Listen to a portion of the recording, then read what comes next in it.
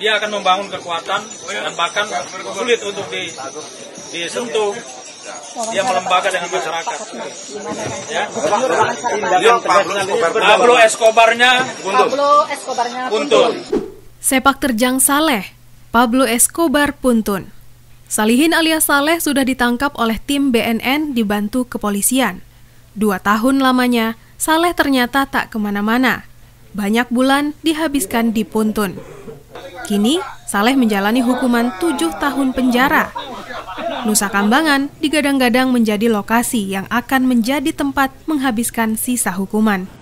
Saleh, namanya memang tak asing lagi bagi warga Puntun dan Palangkaraya, bahkan Kalteng pada umumnya. Sepak terjangnya meninggalkan catatan hitam hukum di Kalteng, bahkan menitikan noda hitam di korps kepolisian. Agustus 2019, Polres Palangkaraya di bawah pimpinan AKBP Timbul RK Siregar menggerebek markasnya di Puntun. Beberapa barang bukti ditemukan di sekitar lokasi. Yang mencolok adalah penemuan senjata api. Saleh saat itu lolos jeratan undang-undang yang mengatur barang haram. Dia dijerat terkait undang-undang darurat atas kepemilikan senjata api. Dia divonis 3 tahun. Anehnya, dia menjalani hukuman tidak sampai 1 tahun. Saleh kembali menjalankan bisnis haram. Penggerebekan berulang kali dilakukan. Saleh selalu lolos. Hanya anak buahnya yang dijadikan kambing hitam. Bahkan, istrinya Kokom dipenjara gara-gara ditemukan barang haram di kamarnya. Dia divonis 6 tahun kala itu. Lagi-lagi pengaruh Saleh begitu kuat. Dia tak menjalani hukuman sampai 6 tahun. Kokom masuk penjara lagi untuk kedua kalinya. Dia kembali divonis 6 tahun penjara pada awal September lalu.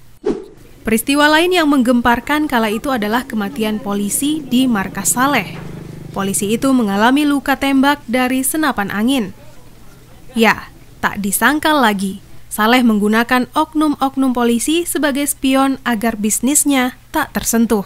Sekitar jam 4 sore, kita mendapat laporan dari masyarakat bahwa ada terjadi penganiayaan yang ada di daerah Puntun. Kemudian anggota menuju ke sana, dengan pertolongan, dan setelah dicek identifikasinya rupanya anggota kepolisian.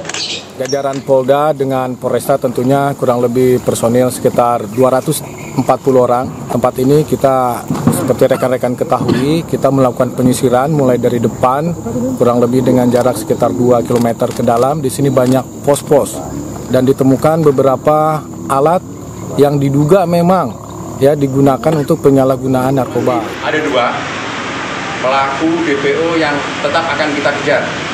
Yang pertama atas nama KC alias UT, yang kedua AL alias SD.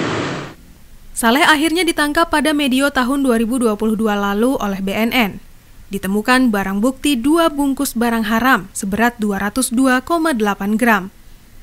Pada tahun 2022, Pengadilan Negeri Palangkaraya mengeluarkan putusan kontroversial dengan menyatakan Saleh tidak bersalah. Hakim Heru Setiadi menyatakan bahwa perbuatan Salihin terbukti, sementara 2 hakim yang lain, yaitu Syamsuni dan Erhamudin, berpendapat sebaliknya. Biar semua orang tahu bahwa di Kalimantan Tengah, Kota Palangkaraya, orang yang terbukti menyebar sabu, bandar, dibebaskan. Buka masker Anda. Buka masker Anda. Keputusan kontroversial tersebut kemudian memicu kemarahan masyarakat yang berujung pada aksi demonstrasi.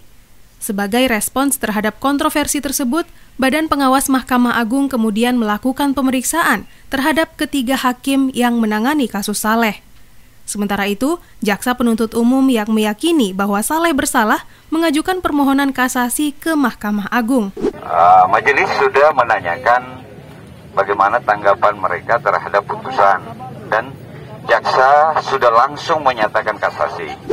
Hasilnya, Mahkamah Agung menyatakan bahwa Saleh secara sah dan meyakinkan bersalah dan divonis 7 tahun penjara. Pak, apakah bisa menjamin di Puntun akan bersih dari narkoba, Pak? Kita bersihkan.